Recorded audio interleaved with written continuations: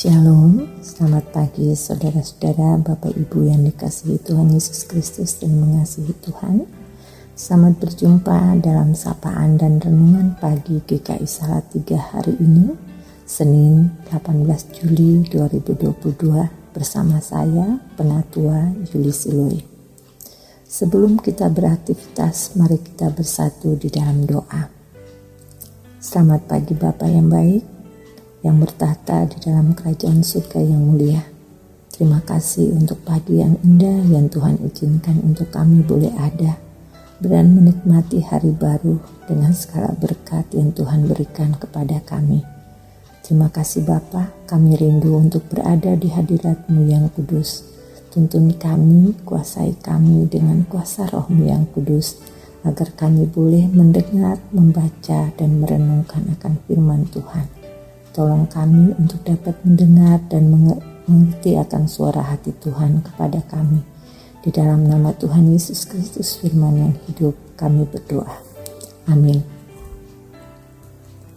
Saudara, firman Tuhan yang akan mendasari kehidupan kita dalam beraktivitas di hari ini terambil dari Injil Lukas pasal 10 ayat yang ke-42.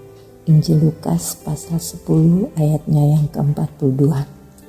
Tetapi hanya satu saja yang perlu. Maria telah memilih bagian yang terbaik yang tidak akan diambil daripadanya. Saudara-saudara, judul renungan kita, kasih yang mendengar. Saudara, sekalipun pelayanan yang aktif dan praktis kepada Allah itu penting dan baik, tugas kita yang pertama dan terpenting adalah kasih dan pengabdian yang terungkap dalam penyembahan, doa, dan persekutuan bersama Tuhan. Tuhan telah menetapkan bahwa kisah Maria ini harus selalu disebut ketika Injil diberitahukan. Hal ini dilakukan karena Maria sudah memberikan teladan yang lebih baik tentang bagaimana orang percaya harus mengabdi kepada Kristus. Tindakannya itu mengungkapkan pengabdian yang dalam dan kasih yang sungguh-sungguh kepada Tuhannya. Kepercayaan Kristen terutama merupakan pelayanan pribadi kita kepadanya.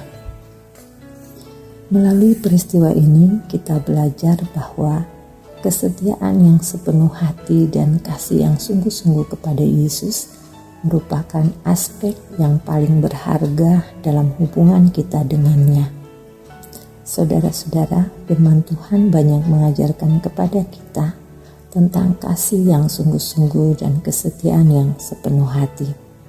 Hal ini dapat kita lihat dalam percakapan kisah Tuhan Yesus dan Petrus dalam Injil Yohanes pasal 21 ayat 15 sampai dengan 19.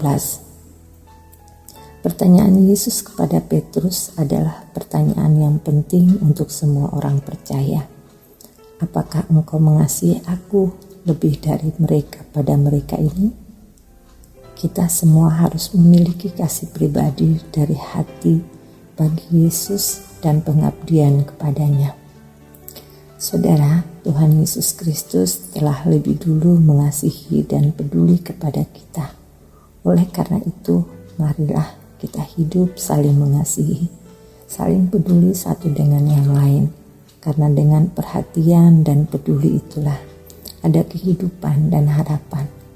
Mari kita mulai dari orang-orang terdekat kita, sesama kita, dan saudara-saudara kita yang lain.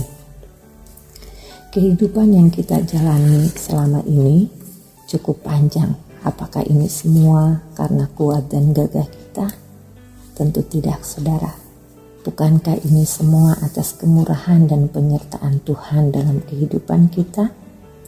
Pandanglah Yesus yang lemah lembut, penuh kasih, yang selalu ada buat kita dimanapun dan di setiap saat.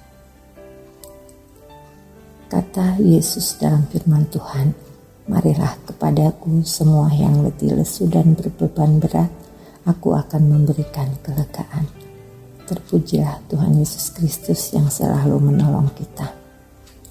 Dalam hidup ini, Tuhan Yesus Kristus mengajarkan kepada kita tentang kasih yang terutama dan terbesar. Untuk itu, mari kita wujudkan dan kita laksanakan yang diajarkan Bapa kepada kita.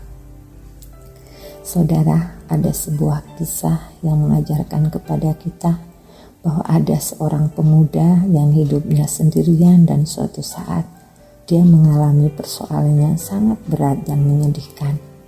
Dia terlilit hutang yang cukup besar. Dia berpikir tidak ada jalan keluar. Rasanya ingin mati saja. Lalu ia keluar ingin pergi ke suatu tempat dan ingin bunuh diri.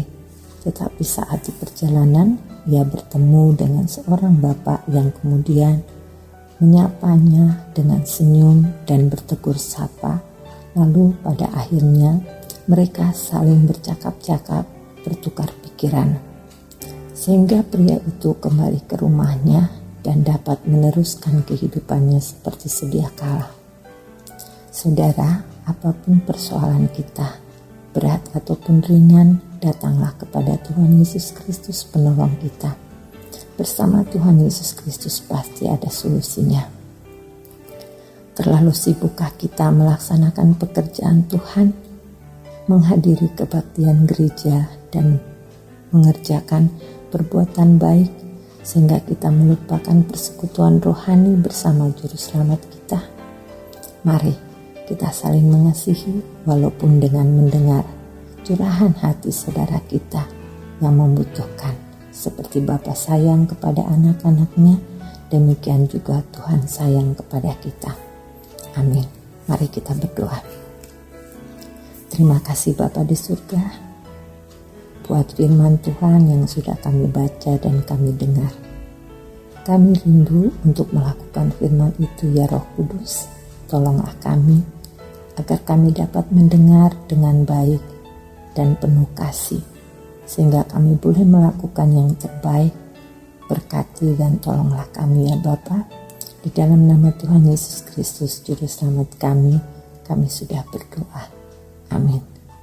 Selamat berkarya saudara, selalu diberkati dan menjadi berkat. Semangat pagi.